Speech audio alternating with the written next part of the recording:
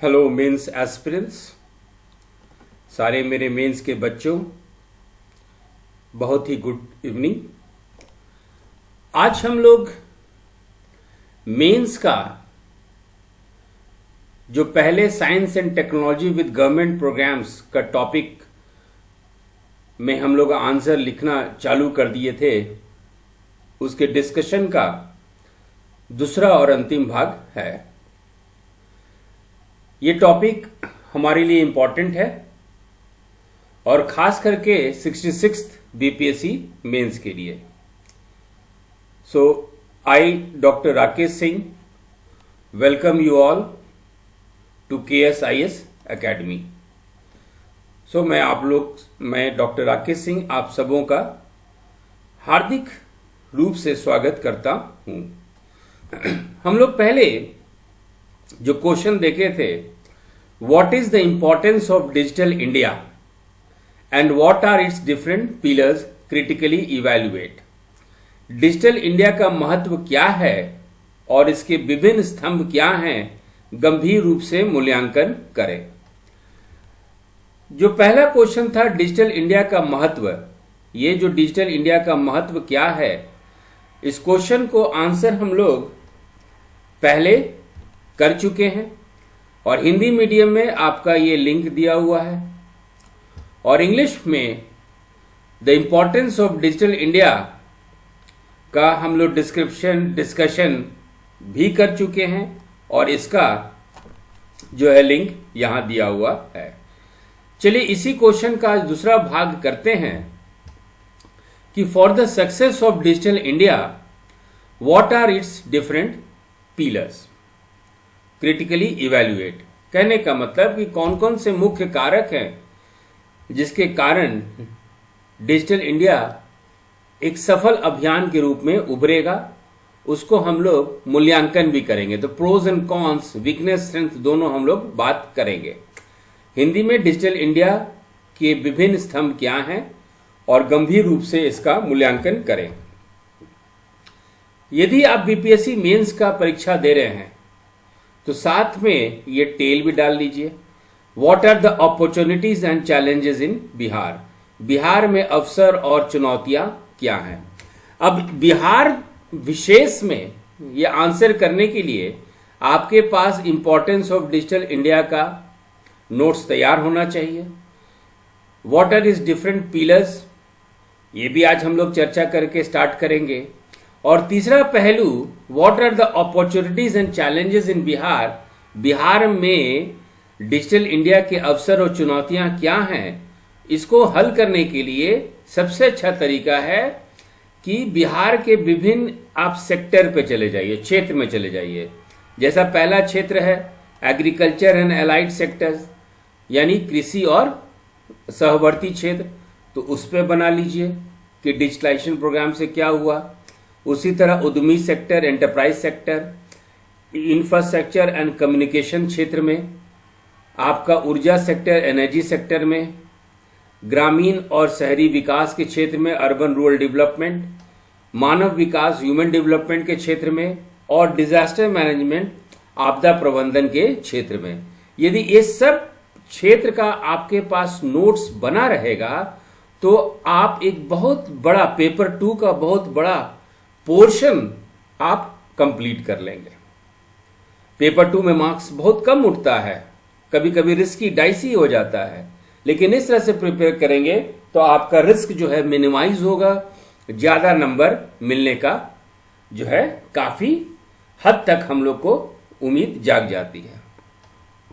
तो चलिए आज का जो डिस्कशन है वो सिर्फ इंग्लिश मीडियम के बच्चों के लिए है और बाद के सेशन में फिर हम लोग हिंदी मीडियम का डिस्कशन करेंगे, जैसे पहले हम लोग का सेशन हुआ करता था।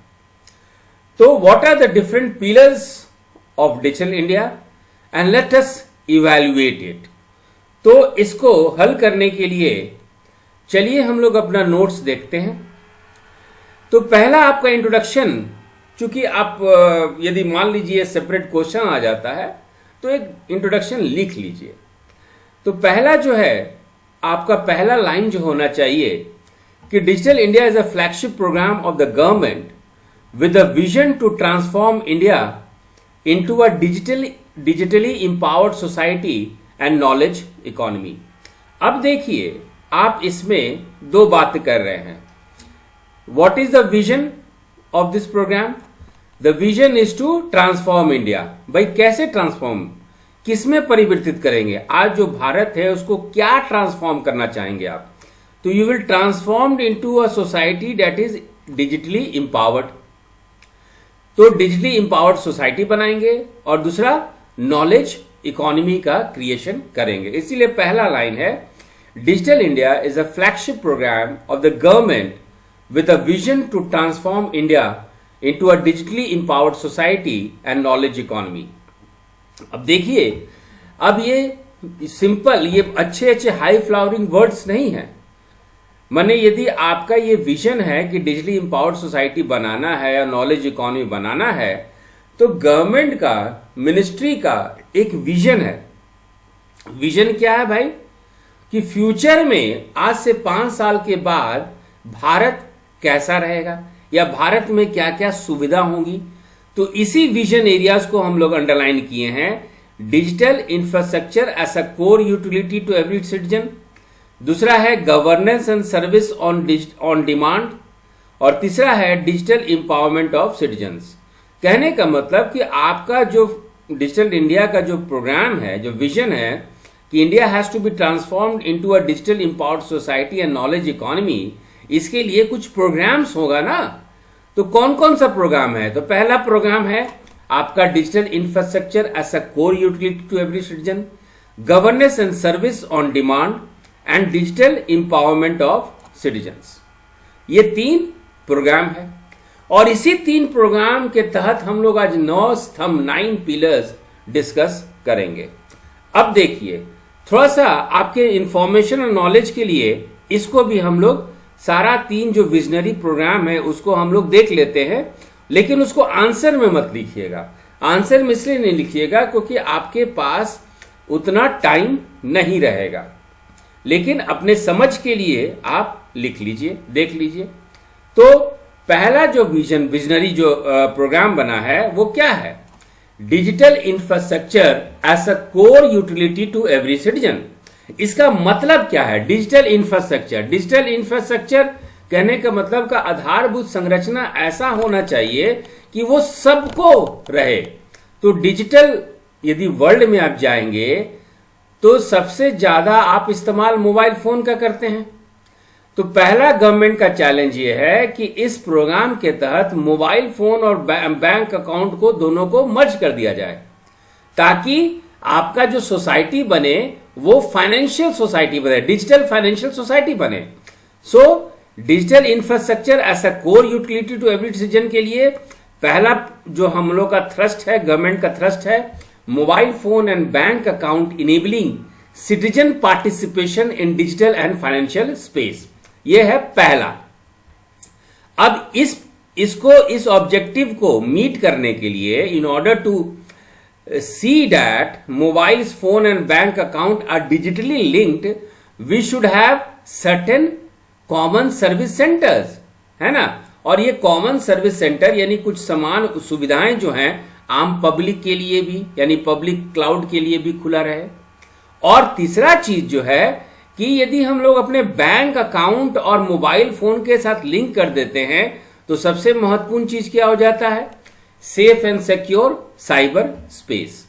तो digital infrastructure as a core utility to every citizen, इस प्रोग्राम में पहला हम लोग का थ्रस्ट एरिया है mobile phone and bank account enabling citizen participation in digital and financial space.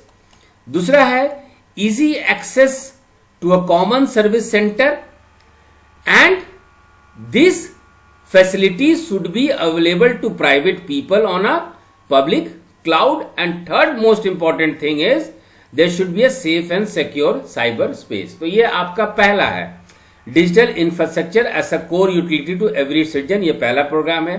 दूसरा प्रोग्राम क्या है? Governance and service on demand.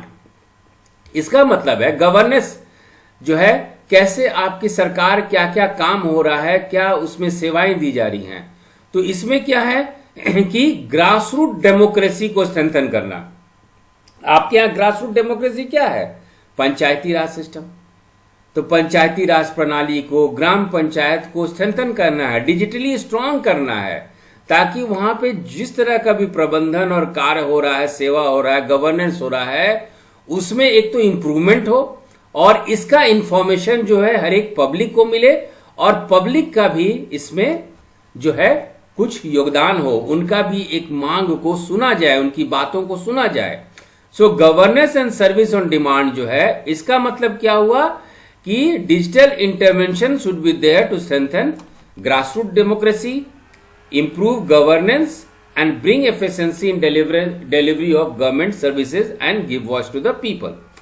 तीसरा जो है, आप ये चीज अपने आंसर में लिख सकते हैं कि स्मार्ट गवर्नेंस बनाना है, और स्मार्ट को समझा दीजिए। स्मार्ट में simple, M for moral, A for accountable, R for responsive and T for transparent. तो स्मार्ट गवर्नेंस हम लोग को बनाना है।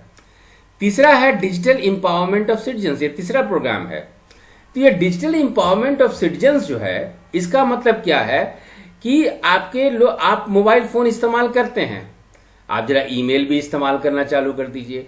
आप मोबाइल फोन से आप फेसबुक में यूज करना चालू कर दीजिए। आप मोबाइल फोन से फोन पे, पेटीएम भी करना चालू कर दीजिए। यानी कि आपको डिजिटल स्किल्स जो है आपके पास, वो भी स्ट्रेंथन होना चाहिए, और इसी का मतलब है डिजिटल इंपावरमेंट ऑफ सिटीजन्स। इसीलिए हम लोग नोट्स में लिखे हैं कि the vision of digital India comes under 3 different programs: digital infrastructure as a core utility to every citizen, governance and service on demand and digital empowerment of citizens. ये 3 बहुत ही महत्वपूर्ण प्रोग्राम है, ठीक है। और आपका जो भी आगे का आंसर होगा, जो भी डिफरेंट पिलर्स होगा, वो इसी 3 कोर प्रिंसिपल के अराउंड मूव करेगा। चलिए आगे देखते हैं। अपने इंट्रोडक्शन में ही हम लोग बात करते हैं कि under this program the government aims to provide high speed internet connectivity across the length and breadth of the country. भैया हाई स्पीड इंटरनेट कनेक्टिविटी होगा तभी तो आपका डिजिटल इंफ्रास्ट्रक्चर बढ़ेगा, ठीक है। दूसरा, it also aims to establish and leverage the unique identity Aadhaar as a mode to ensure digital identity, financial inclusion and easy access to the common service centers।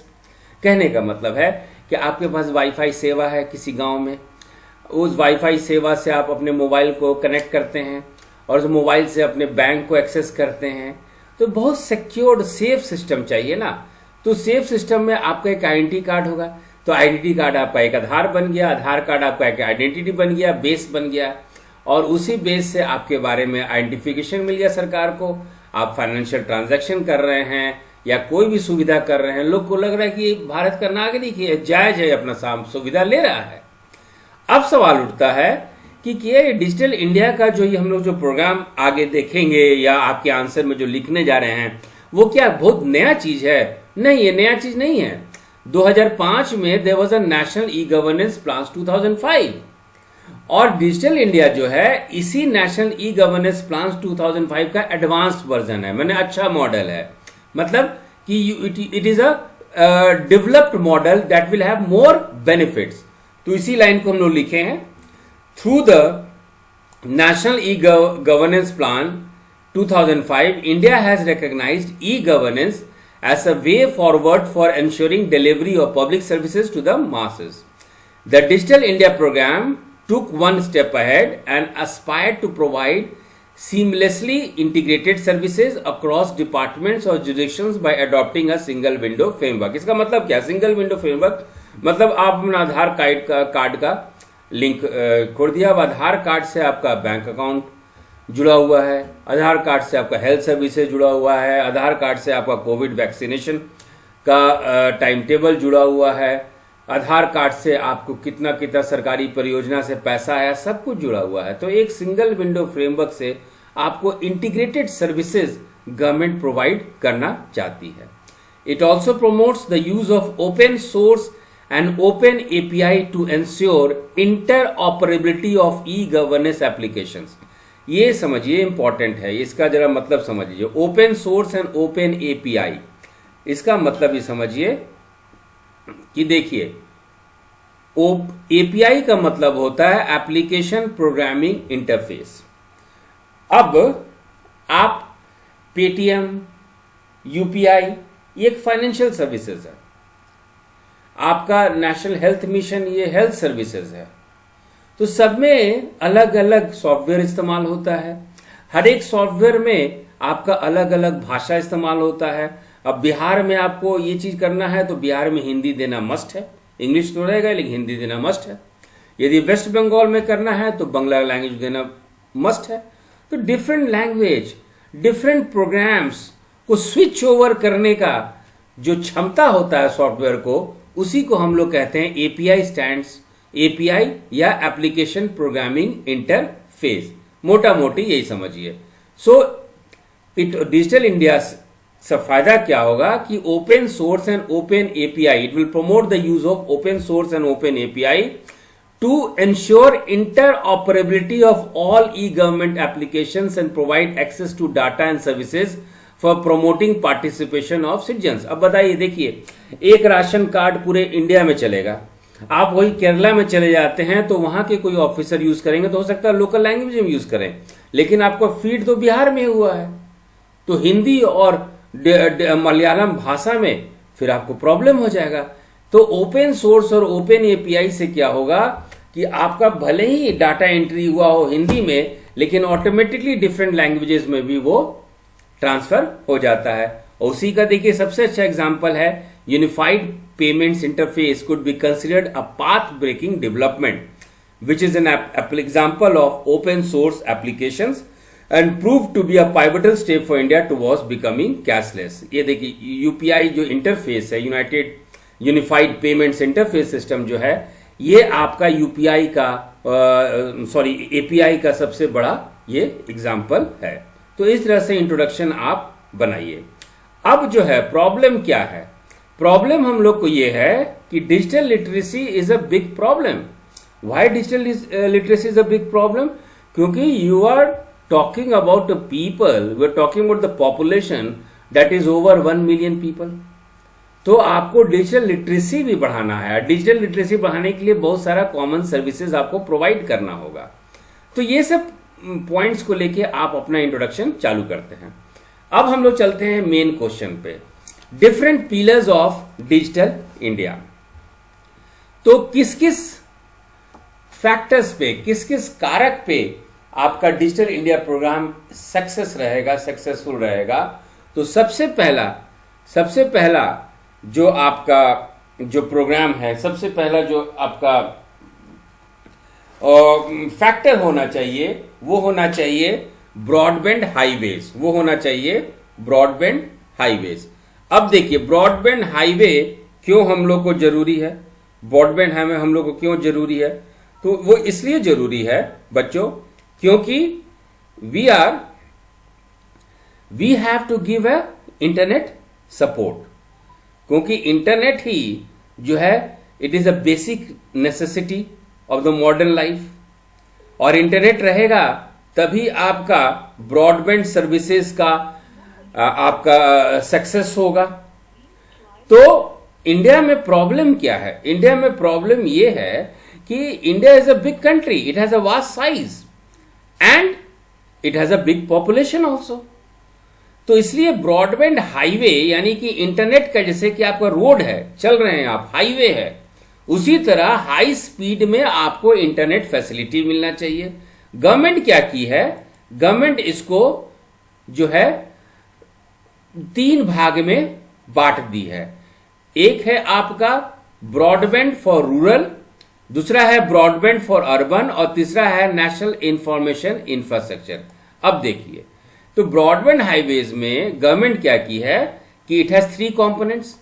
One is broadband for rural, दूसरा है broadband for urban, और तीसरा है कि पूरे country में एक virtual network operators जो है स्टैब्लिश किया जाए ताकि सर्विस डिलीवरी हो सके, हाई स्पीड इंफ्रास्ट्रक्चर मिले। तो हाई स्पीड इंटरनेट के लिए ब्रॉडबैंड हाईवे का कॉन्सेप्ट आया है और ब्रॉडबैंड हाईवे को सक्सेसफुल करने के लिए इंडिया को 3 भाग में बांट दिया गया है.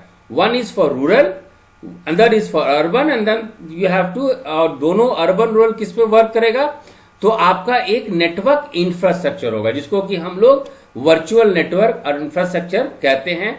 नाम दिया गया इंडिया में उसको नेशनल इंफॉर्मेशन इंफ्रास्ट्रक्चर. अब देखिए, the first pillar for the success of digital India is a comprehensive plan to establish the necessary infrastructure has been recognized and initiated under this pillar of the Digital India program.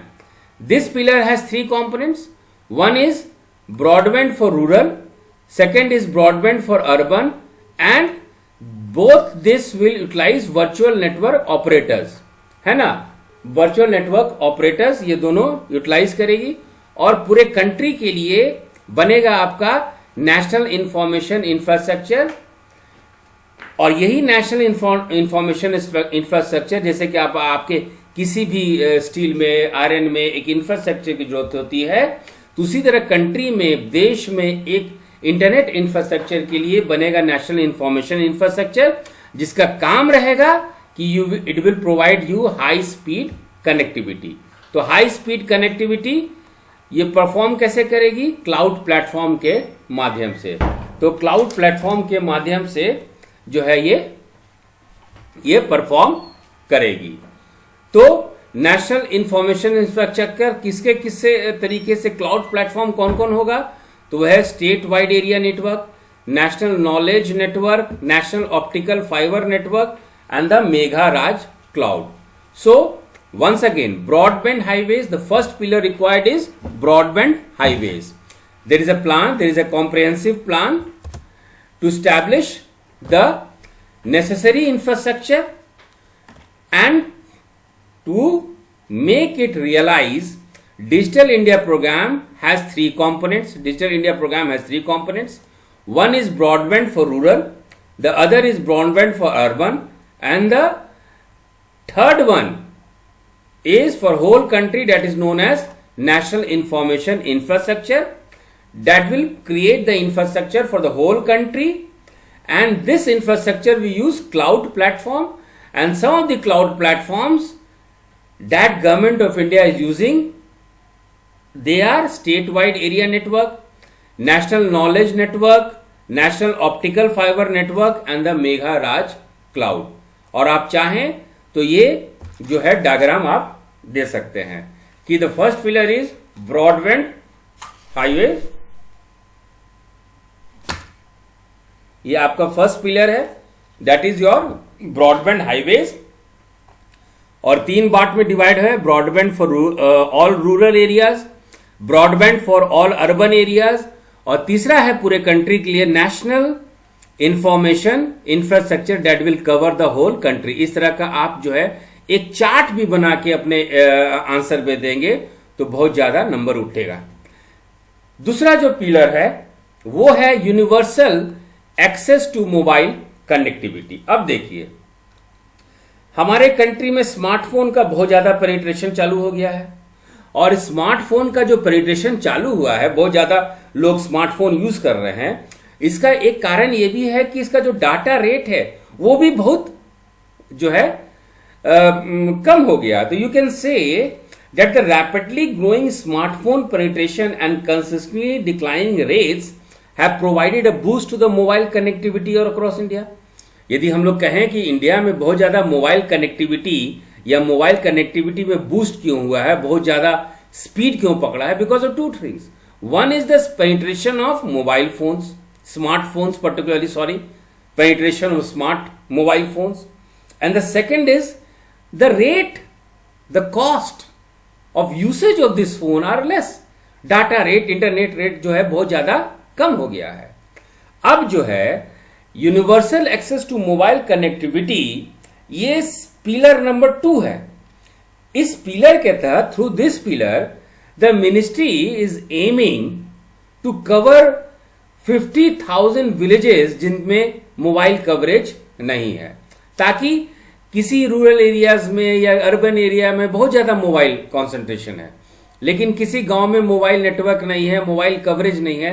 So the ministry aims to connect these 50,000 villages which do not have mobile coverage with an aim to bridge the digital divide. और department of telecom जो है उसको ये nodal agency बना दिया गया है for this project. समझे बच्चों? सो सेकेंड पिलर, आपका सेकेंड पैराग्राफ होना चाहिए in the form of factors is your universal access to mobile connectivity. अब देखिए, let's come to third pillar, public internet access program.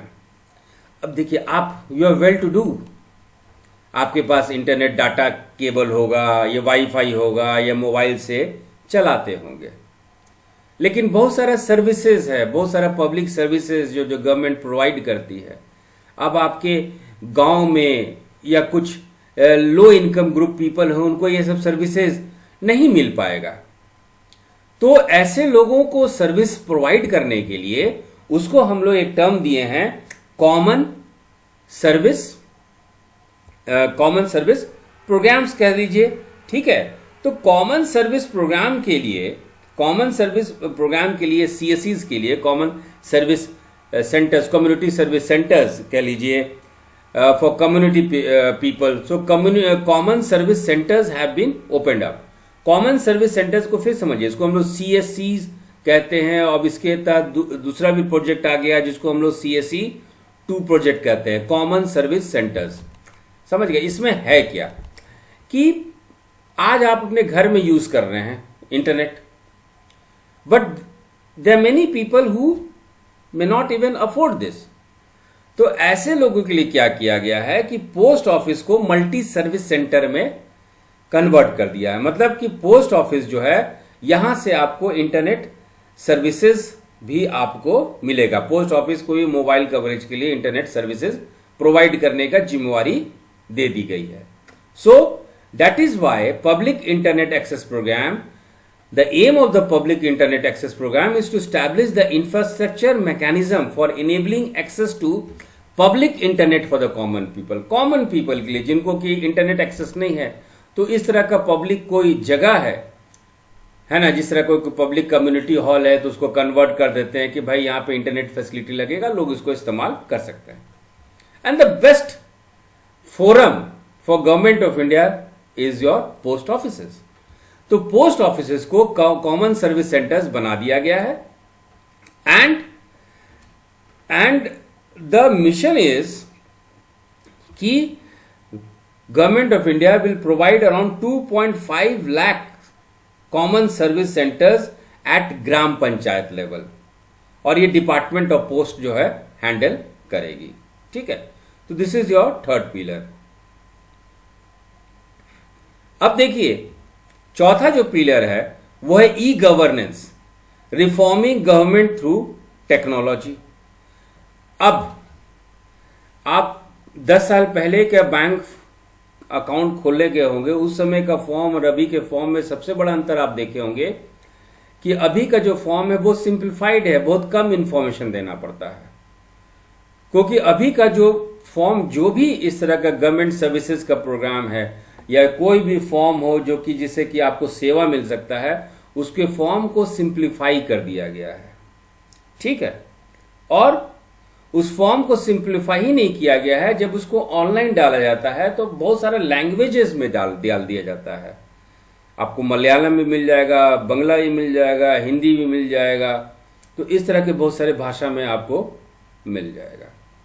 तो इससे क्या होगा कि कोई भी किसी भी इंडिया के किसी कोने में बैठे हुए लोग जो हैं गवर्नमेंट की सेवा को टेक्नोलॉजी के माध्यम से इस्तेमाल कर पाएंगे।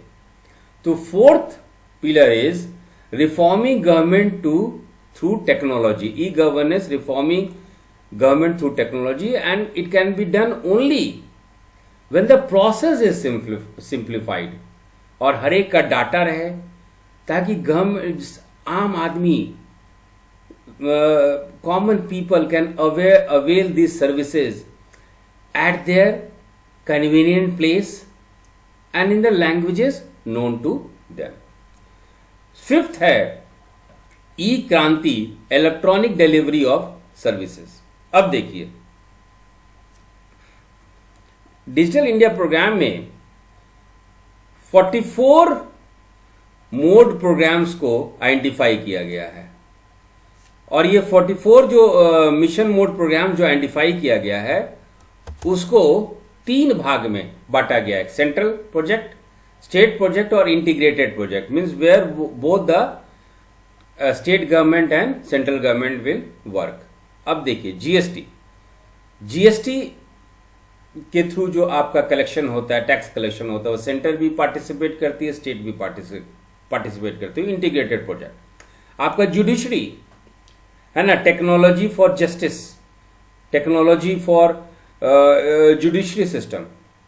अब वो जो है लोकल लेवल से लेके सुप्रीम कोर्ट तक, लोकल लेवल से लेके हाई कोर्ट तक, तो ये भी आपका इंटीग्रेटेड प्रोजेक्ट आ गया। Financial taxes like income tax, तो इसमें सेंट्रल गवर्नमेंट, आपका सेल्स टैक्स स्टेट गवर्नमेंट। तो इसी तरह 44 मिशन मोड प्रोग्राम्स आइडेंटिफाई किया गया गवर्नमेंट के द्वारा, जिसमें कि एक एजुकेशन के तहत, हेल्थ के तहत, फार्मर्स के लिए, सिक्योरिटी के लिए, जस्टिस के लिए, फाइनेंशियल इंक्लूजन के लिए और साइबर सिक्योरिटी के लिए ये 44 जो है प्रोग्राम्स आइडेंटिफाई किया गया है, ताकि इस प्रोग्राम के द्वारा कोई भी आम पब्लिक को किसी भी सेवा के बारे में वो तुरंत मालूम चल जाए। तो यही है कि e Kranti is a programme that is equivalent to electronic delivery of services. Under this pillar the Digital India program has identified 44 mission mode programs which have been grouped under central, state and integrated projects. The major focus areas include banking, income tax, transport, commercial taxes, financial inclusion and so on. अब देखिए 6 information for all, ये हम लोग 1 to 4 में जो भी बात किए है ना, तो गवर्नमेंट के पास ये डाटा आ गया। गवर्नमेंट क्या चाहेगी कि भाई ये जो डाटा हमारे पास है वो आम पब्लिक को भी दे दिया जाए, ताकि इस डाटा को आम पब्लिक यूज करे, रीयूज करे। तो कैसे आम पब्लिक को दिया जाएगा? तो गवर्नमेंट के पास जो भी इंफॉर्मेशन है वो या तो अपने पोर्टल, अपने वेबसाइट से या सोशल मीडिया के थ्रू कॉमन लोग को जो है देगी कि these are the programmes, these are the services, these are the benefits. So sixth pillar is information for all. This pillar aims to ensure transparency and availability of reliable data generated by the line ministries for use, reuse and redistribution for the people of India.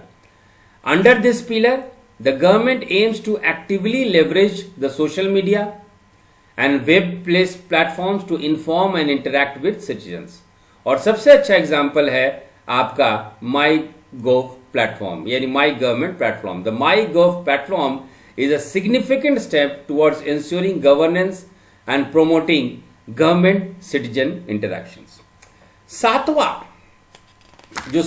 Pillar है वो भी बहुत important pillar है, वो है आपका electronics manufacturing. देखिए electronics को किसी भी कंपनी के टेक्नोलॉजी डेवलपमेंट का बैकबोन माना गया है और टेक्नोलॉजी को इकोनॉमिक डेवलपमेंट का बैकबोन माना गया है। प्रॉब्लम क्या है इलेक्ट्रॉनिक्स मैन्युफैक्चरिंग में? इलेक्ट्रॉनिक्स मैन्युफैक्चरिंग में प्रॉब्लम क्या है कि बहुत ज्यादा इस मैन्युफैक्चरिंग इंडस्ट्री में बहुत ज्यादा कैपिटल लगता है, बहुत हाई कैपिटल लगता है और चलाना, दिन पे दिन चलाना यानी ऑपरेशनल एक्सपेंसेस भी बहुत ज्यादा लगता है।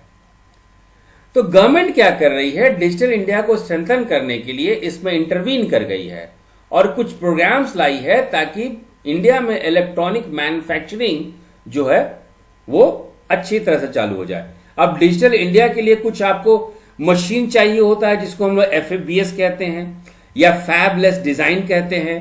आप सेट टॉप बॉक्सेस का नाम सुने होंगे, आप VSATs का नाम सुने होंगे, आप मोबाइल भी इलेक्ट्रॉनिक गुड्स है, कंज्यूमर एंड मेडिकल इलेक्ट्रॉनिक्स का सामान सुनते होंगे, स्मार्ट एनर्जी मीटर सुनते होंगे, स्मार्ट कार्ड सुनते होंगे, माइक्रो एटीएम का नाम सुनते होंगे।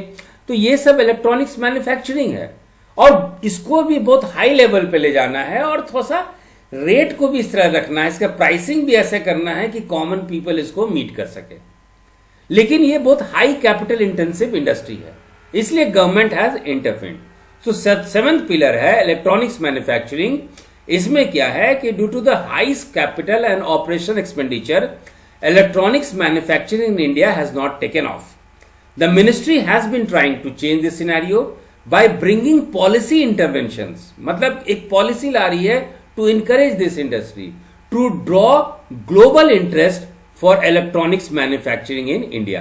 तो ये कौन कौन सा पॉलिसीज है भैया?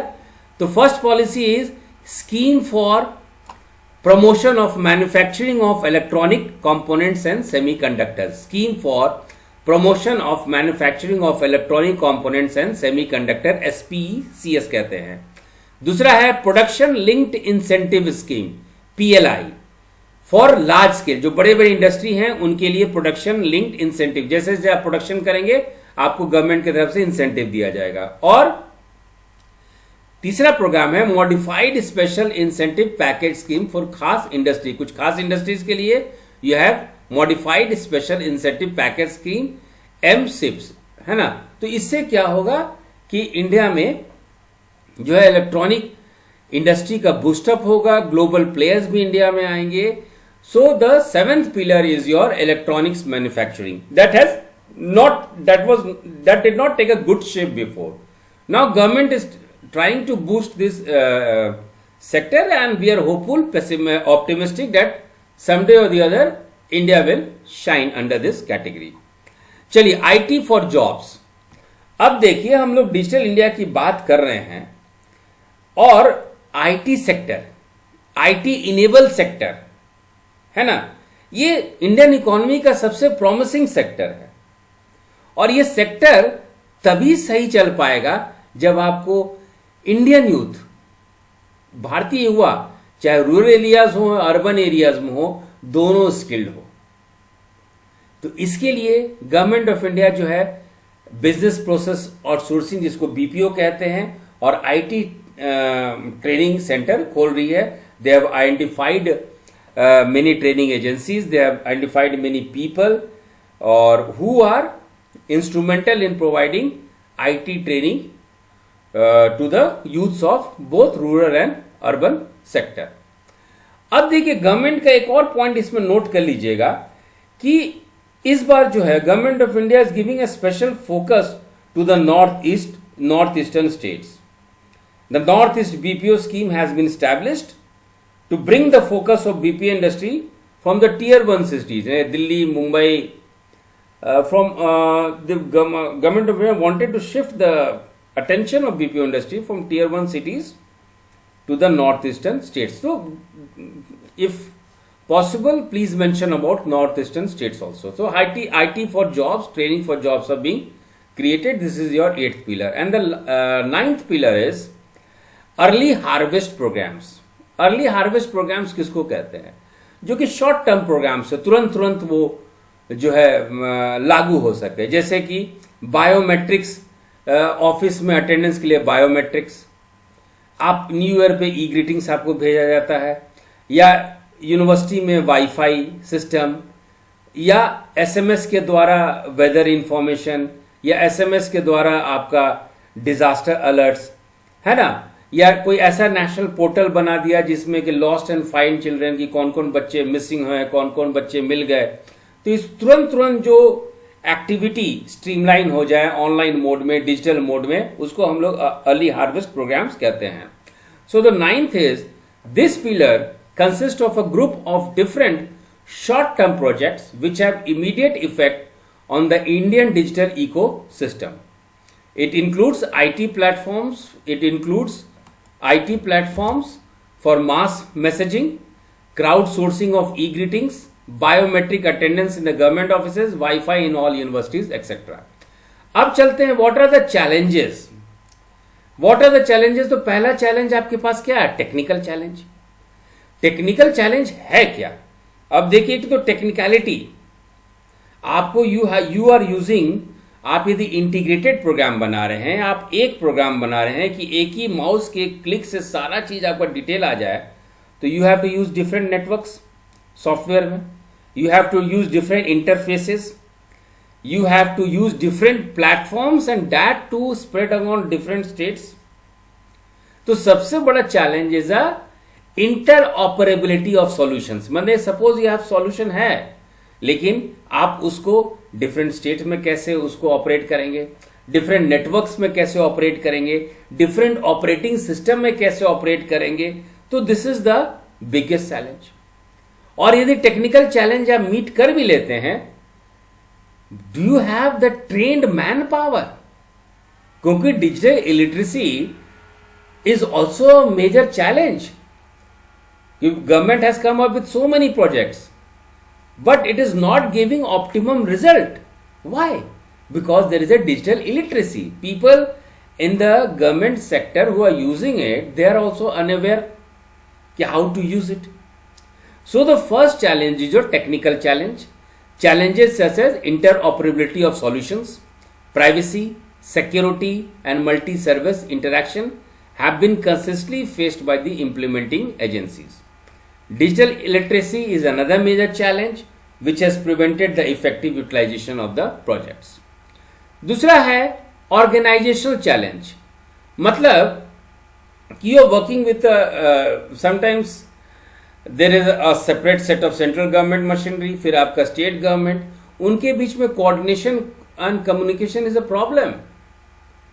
कि how will central government will deal with state government? There are a lot of issues.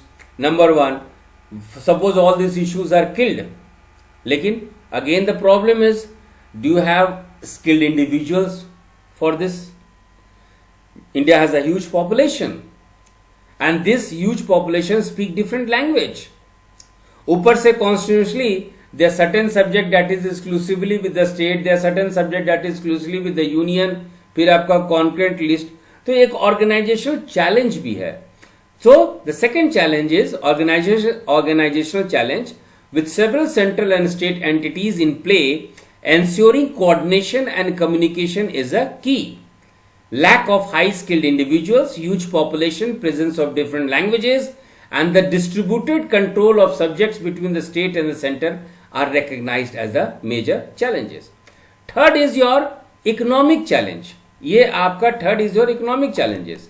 अब देखिए कि digital India program requires a huge money and the biggest problem is कोविड-19, क्योंकि बिकॉज ऑफ कोविड-19 पैंडेमिक हेल्थ इश्यूज प्राइमरी हो गया. अब बहुत सारा जो गवर्नमेंट रिसोर्सेज था वो कोविड-19 पैंडेमिक पे भी ये खर्च हो गया. चलिए, but at least it economic resource is also a challenge now. It was a challenge before also because it requires huge money, and now we are not left with so much money because the money has been diverted to COVID-19 to stop the transmission of COVID-19 in whatever form. So third is your economic challenge. Now as an officer you are saying that these are the challenges, these are technical challenges there for Digital India. Organizational challenges are there for Digital India. Economic challenges are there for Digital India. Then, as an officer, what is your suggestion? So, in the conclusion, आप conclusion में लिखेंगे कि the first step we should take is to have a very strict regulatory framework. Means हमारे पास policies बहुत ज़्यादा strict होना चाहिए कि no, we have to use digital services. और सबसे अच्छा एग्जांपल है आपका आरोग्य सेतु, जो कि आपके पेंडेमिक में कोविड-19 पेंडेमिक को ट्रेसिंग करने के लिए ये ऐप डेवलप किया गया था. So the first solution as an officer from you should be improving the regulatory framework to ensure wide spread adoption of digital services. A recent example of such intervention could be noticed in mandating the use of Arogya Setu, which facilitated contact tracing in the pandemic. दूसरा है effective implementation of projects by focusing on the skill enhancement of its workforce and the futuristic planning of the projects. Now देखिए, for example, Bihar government has come up with Sat Nishchay. Up there are many programs under this Sat Nishchay, but it's not effectively working because of the corruption and many other issues कि outcome सही नहीं निकल पा रहा है. तो जो भी प्रोजेक्ट्स गवर्नमेंट ऑफ इंडिया सोची है या स्टेट गवर्नमेंट थ्रू करवाने के लिए, उसको बहुत क्लियर मॉनिटरिंग होना चाहिए. ठीक है. And third is optimisation of resources by developing output outcome based monitoring framework for individual project. Means there should be an effective utilisation of resources. Fourth solution is bridging the digital divide. बहुत सारे लोग को apprehensions है कि whether this payment through mobile और Paytm is secure enough और not. तो उनके मेंटल ब्लॉकेट को भी खत्म किया जाए, उनको ट्रेनिंग दिया जाए, साइबर सिक्योरिटी को बढ़ाया जाए. So bridging the digital divide is another solution to effectively make India a digitally empowered society. And the last suggestion you can give is driving inclusive participation in project. Driving inclusive participation का मतलब है सबको मिला के चले. तो ऐसे government आप सब किसको मिलाएंगे? आप प्राइवेट कॉर्पोरेट इंडस्ट्री को मिलाएंगे. So try to collaborate with corporates, private people for the development of digital infrastructure in India. आप देखिए, रोड बनाने के लिए, हाईवे बनाने के लिए आप पब्लिक प्राइवेट पार्टनरशिप में चले जाते हैं. तो डिजिटल इंफ्रास्ट्रक्चर बनाने के लिए भी आप पब्लिक प्राइवेट पार्टनरशिप में आप जाइए. So the last suggestion as an officer from you is that driving inclusive participation in projects means including efforts with participation of industry and academia are crucial. In addition, public-private partnership models may also be explored for sustainable development of digital infrastructure. तो आपका last जो है conclusion होना चाहिए 1 2 3 4 5. ये 1 2 3 4 5 जो point है, ये आपको हम आपके समझने के लिए दिए हैं, लेकिन इसको एक ही पैराग्राफ में लिखिएगा, पॉइंट फॉर्म में मत लिखिएगा. तो देखिए बच्चों, चलिए इसके साथ ही हम लोग जो है ये बहुत इंपॉर्टेंट सेक्शन जो है हम लोग कंप्लीट कर लिए हैं. और खास करके जो बीपीएससी मेंस के जो बच्चे हैं, आप लोग जो परीक्षा देंगे, एक बहुत बड़ा सेक्शन हो जाता है इसी के तहत आपका एग्रीकल्चर में या कृषि क्षेत्र में, एंटरप्राइज सेक्टर या उद्यमी सेक्टर में, आधारभूत संरचना और संचार जिसको इंग्लिश में हम लोग इंफ्रास्ट्रक्चर एंड कम्युनिकेशन कहते हैं, ऊर्जा सेक्टर क्षेत्र या एनर्जी सेक्टर, अर्बन डेवलपमेंट शहरी विकास, रूरल डेवलपमेंट ग्राम विकास, फिर ह्यूमन डेवलपमेंट मानव विकास, डिजास्टर मैनेजमेंट. तो ये सब के अंदर में आप जो है आपका एक नोट्स तैयार होगा. तो डिजिटल के माध्यम से, डिजिटल इंडिया के माध्यम से कौन कौन सा प्रोग्राम बिहार गवर्नमेंट चला रही है, क्या क्या चैलेंजेस है, कौन कौन सा सेंटर का प्रोजेक्ट बिहार में चल रहा है, यदि सारे सेक्शन में आप बना लेंगे तो बहुत बड़ा पोर्शन आपका कंप्लीट हो जाएगा. और पेपर 2 में हम लोग बहुत अच्छे नंबर लाने का सोच सकते हैं. तो चलिए अगला session will do it in Hindi. अगला सेशन हम लोग का हिंदी में होगा और फिर उसके बाद हम लोग बिहार स्पेशल इसमें देखेंगे. थैंक